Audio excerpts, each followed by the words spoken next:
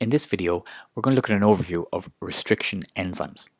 So these are enzymes referred to as molecular scissors, a wonderful name because the scissors effectively cuts at a particular location in DNA.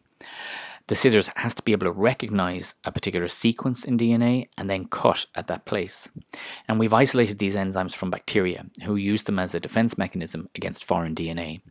Interestingly, every restriction enzyme has a specific DNA sequence it recognizes, and it cuts at that sequence.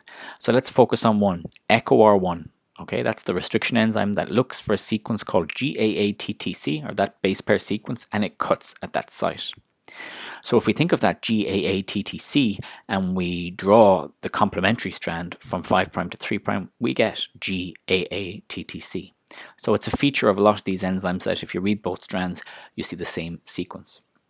So some examples, ALU1, HA3 are 4 base pair cutters, BAMH1, HIND3, EcoR1, 6 base pair cutters.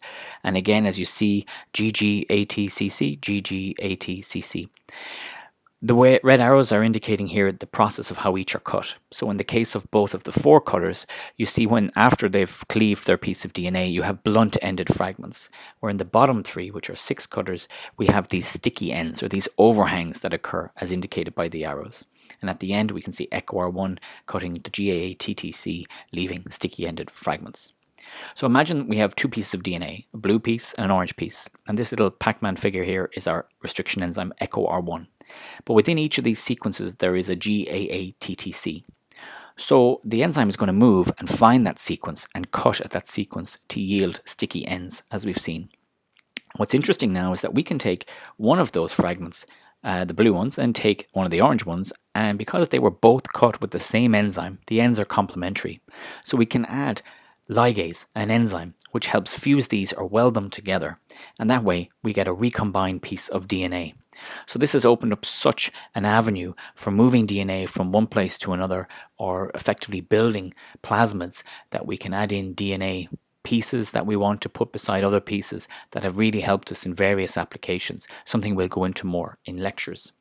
If I take you into the lab for a minute, you're going to set up a restriction enzyme digest. So this is a reaction where you're going to cut a piece of DNA in green, and in yellow you have a control. And as you see in the control, there is no enzyme being added into the control. So this will be our reaction that you're going to set up, and you'll be using half a microliter of our restriction enzyme in that digestion. So we're talking about very small volumes. So we're going to set up these 2 tubes. They're in your manual. We're going to label them and incubate them at 37 degrees for 2 hours. And then we're going to analyze the results using agarose gel electrophoresis next week. Every enzyme needs a specific buffer.